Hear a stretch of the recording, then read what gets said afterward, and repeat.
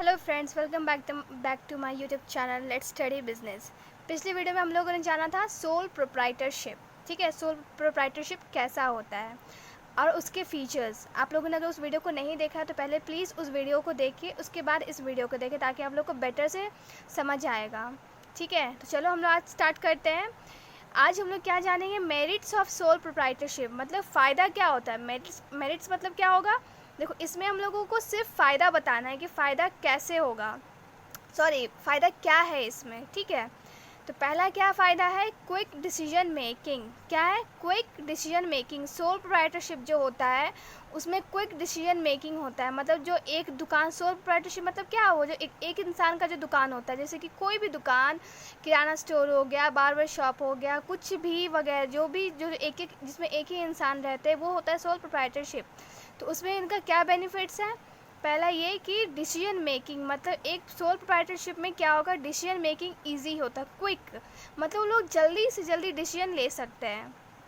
ठीक है, मतलब free in making business decision और no need to consult other. ये दो पॉइंट को याद रखना, इसको बना बना के एक पैराग्राफ लिख लेना तुम लोग।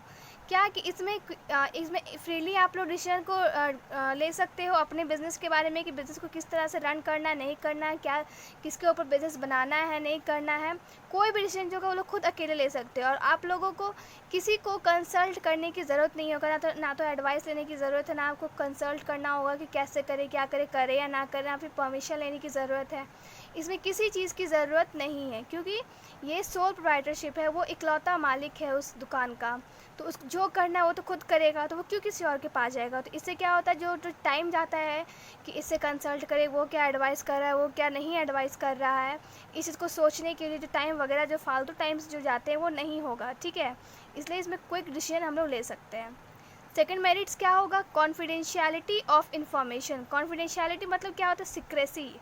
मतलब कि वो अपने बिज़नेस को किस तरह से रन कर रहा है। अगर कोई बिज़नेस जो है वो प्रॉफिट में जा रहा है तो कैसे जा रहा है, इस चीज़ को, इन्फॉर्मेशन को छुपाने के लिए वो उसको ज़रूरत नहीं होगा कि वो अपनी चीज़ को, इस इन्फॉर्मेशन को किसी और को बताएगा। वो चाहे तो नहीं बता सकता है, उसको वो सीक्रेट सी बनाए रख सकता है। Keep all information of business secretly. मतलब कि वो अपने बिज़नेस का जितना भी इंफॉर्मेशन है उसको सीक्रेटली रख सकता है। ठीक है, उसको किसी और को बताने की ज़रूरत नहीं है।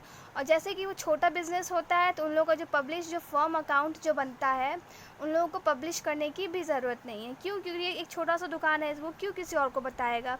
अगर अगर वो आगे बढ़ भी रहा है, उसका प्रॉफिट भी हो रहा है, तो किसी चीज़ के इन्फॉर्मेशन को वो अगर वो चाहे तो वो शेयर ना करे, ये उस पर डिपेंड करता है। ठीक है, तो एक इसलिए अच्छा होगा। कौन, इससे क्या होगा कि अगर देखो, तुम अगर किसी अच्छे तरीके से अगर अपने बिज़नेस को आगे बढ़ा रहे हो और चाहते हो कि कोई और कॉपी ना करें, अगर वो लोग भी कॉपी कर लेंगे तो वो लोग आगे बढ़ जाएंगे ना। तो इसलिए वो चाहे तो अपने इन्फॉर्मेशन को छुपा के रख सकते हैं। ठीक है, दूसरा क्या है, डायरेक्ट इंसेंटिव। क्या है, डायरेक्ट इंसेंटिव।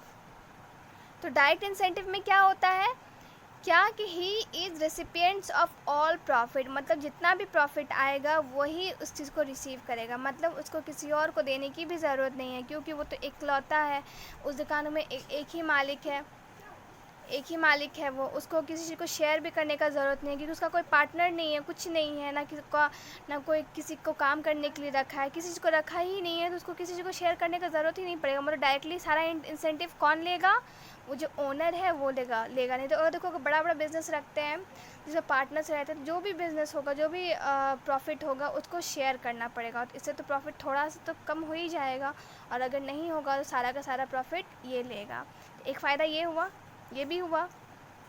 चौथा फ़ायदा क्या है, sense of accomplishment, personal satisfaction. ठीक है, he is responsible for the success. मतलब जो भी काम होगा, वो जो भी कामयाबी होगा, नहीं होगा, या फिर जो भी चीज़ होगा, लॉस वगैरह, प्रॉफिट वगैरह, तो इसके लिए रिस्पॉन्सिबल कौन है, वही इंसान रिस्पॉन्सिबल होगा।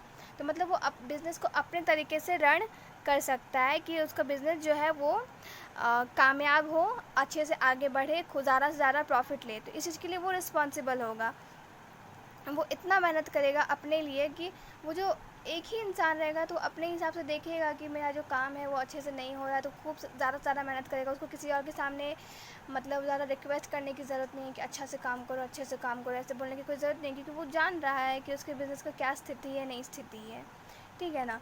तो वो खुद सेटिस्फाई होगा कि हमको इतना काम करना चाहिए, नहीं करना चाहिए, इससे क्या काम करने से मेरे बिज़नेस को फ़ायदा होगा, मेरा बिज़नेस सक्सेसफुल होगा। तो इसलिए वही इंसान रिस्पॉन्सिबल होता है, ठीक है। फिफ्थ पॉइंट क्या है हम लोगों का, ease of formation and closure. मतलब इसमें तो कोई सेपरेट लॉ नहीं होता है एक छोटा बिज़नेस को ऑन करने के लिए, मतलब स्टार्ट करने के लिए कोई भी एक सेपरेट लीगल जो लॉ बोलते हैं वो नहीं चाहिए, ठीक है।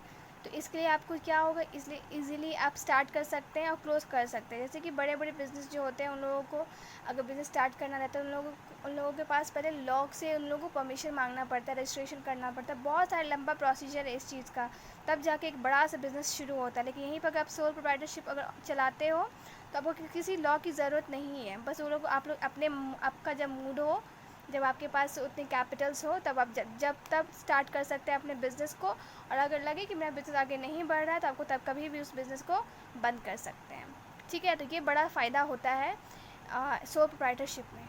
तो चलो जानते हैं क्या क्या फ़ायदा है। पहला कि क्विक डिसीजन मेकिंग, मतलब जल्द से जल्द डिसीजन ले सकते हैं,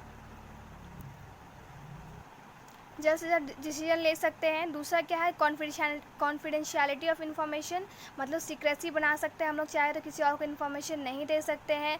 जितना प्रॉफिट होगा वो हम लेंगे, फिर जो भी सक्सेस होगा वो हमारे ऊपर डिपेंड करेगा, हमारे काम के ऊपर डिपेंड करता है।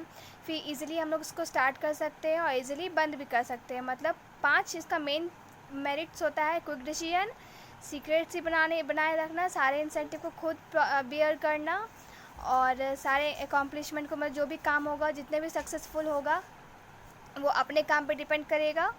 और इजीली आप इसको फॉर्म कर सकते हो और इसको बंद भी कर सकते हो, जिसमें कोई लीगल लॉ की ज़रूरत नहीं है। आई होप आप लोगों को ये वीडियो समझ आया होगा। आप लोग प्लीज़ इसको शेयर करो, लाइक करो और सब्सक्राइब करो, और कमेंट में ज़रूर बताना आप लोग कि आप लोगों को किस टॉपिक पे प्रॉब्लम है।